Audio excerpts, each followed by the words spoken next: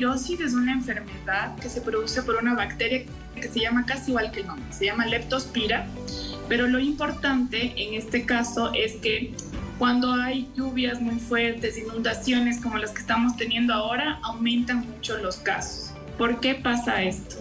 Normalmente las ratas orinan en la calle, esto pasa siempre normalmente, y esta orina se puede quedar meses en la calle. Y cuando llueve o cuando tenemos inundaciones como estamos teniendo ahora, esta orina de la rata tiene la bacteria y queda en el agua. Y cuando pisamos o tenemos contacto con esta agua que tiene la orina de la rata, nos da esta enfermedad. ¿Cuáles son los síntomas? ¿Cómo podemos darnos cuenta que estamos atravesando por esta enfermedad? Muy bien, hay dos tipos de síntomas, los síntomas leves y los síntomas graves. Los síntomas más leves, que son normalmente fiebre, cuando tenemos fiebre de la nada, dolor de cabeza. Hay una característica muy importante, que es el dolor en las pantorrillas, que es más característico de esta enfermedad. Y normalmente a veces nos puede dar un poco de dolor de pecho y dolor en la espalda. Entonces sería más una fiebre con dolor muscular, pero de característica el dolor en las pantorrillas. A algunas personas, no todas, les da como por ejemplo mucha salida de líquido por los ojos, como a veces decimos parece conjuntivitis, pero no es, porque el líquido que me sale es más transparente.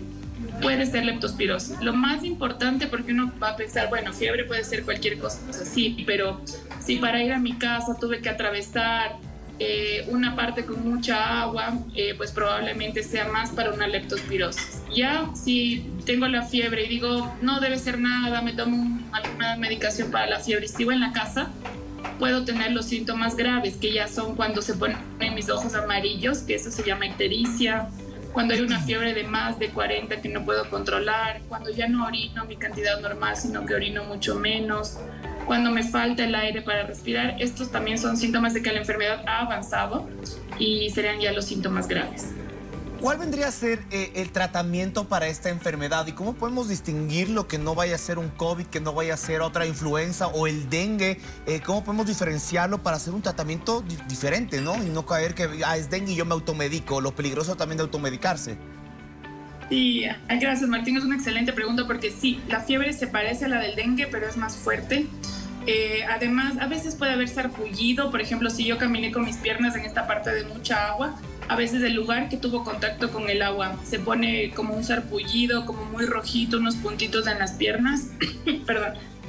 También a veces lo que para diferenciar del COVID sería principalmente porque la fiebre no baja, es una fiebre constante.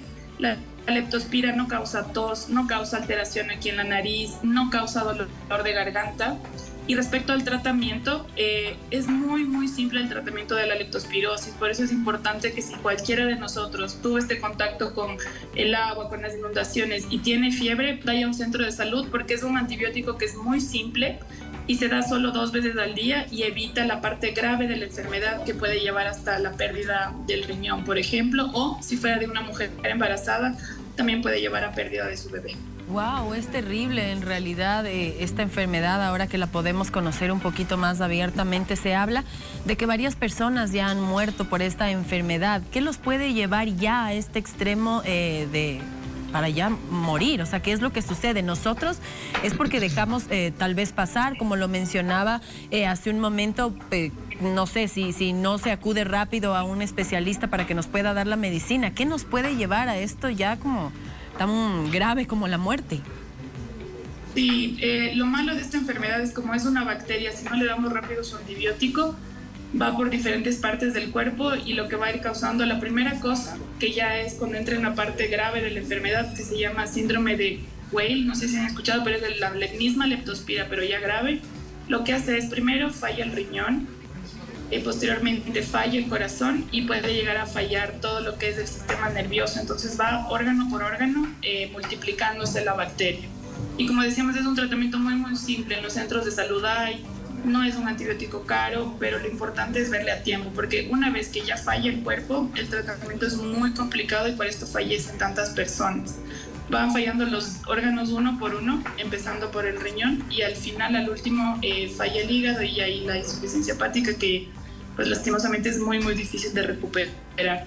Evelyn, y es algo muy común. no solo aquí, sino, perdón, en otros países también. Ajá, Evelyn, rápidamente cuéntanos, ¿quiénes son los que más deberían tener cuidado? Quizás las personas que pues han inundado en las ciudades, porque también ha pasado esto en pequeños poblados que quizás no tenemos esa afluencia de ratas como podemos tener en las grandes ciudades. ¿Cuáles son los que tienen que cuidarse más de no topar estas aguas contaminadas? La verdad es que puede pasar tanto en la ciudad como en el campo. Hay grandes ciudades, por ejemplo, como Nueva York, que tienen demasiadas ratas. París tiene demasiadas ratas, entonces ellos tienen un alto riesgo de leptospirosis. Pero lo ideal sería que si tenemos estas grandes inundaciones, no entremos en contacto desde la piel directamente con el agua. Yo diría que las mujeres embarazadas y los niños son los que más tienen que cuidarse.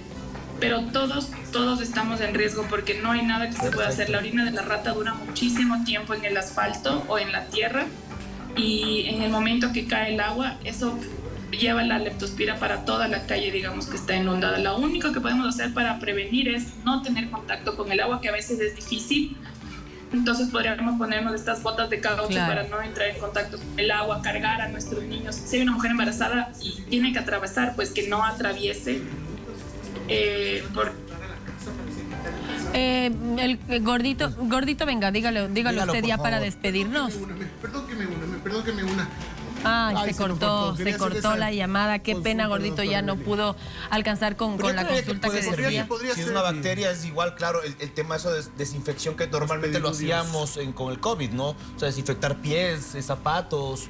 Pero claro, sería importante, bueno, hubiese sido importante porque, claro, no sé si ya topó tu piel, ya tienes que acudir, obviamente, donde el especialista y no solo lavándote, pues de eso se puede eliminar, ¿no? Claro, se absorbe demasiado rápido. En todo caso, muchísimas gracias. Estuvo junto a nosotros Evelyn Espinosa, médica infectóloga, para hablar de la leptospirosis, causas, síntomas y tratamientos, que de hecho, gordito, la última vez que fue tan fuerte, 1998. Nos daba el dato nuestra jefa ahorita por el apuntador, nos decía alrededor de cuántos casos, 800 contagios, si no me equivoco, ¿no? Así es que hay que estar muy atentos porque en realidad parece que...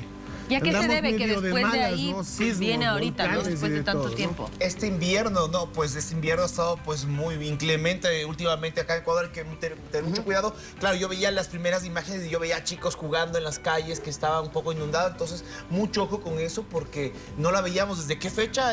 1998. Y podríamos tener también un fenómeno del niño fuerte también este año, así es que... Y el tema de la población de las ratas, que seguramente en todos los años se va multiplicando por cientos, por miles, sobre todo en las grandes ciudades. Hay que tener realmente, como Nueva York, que tiene ahorita una plaga terrible de ratas.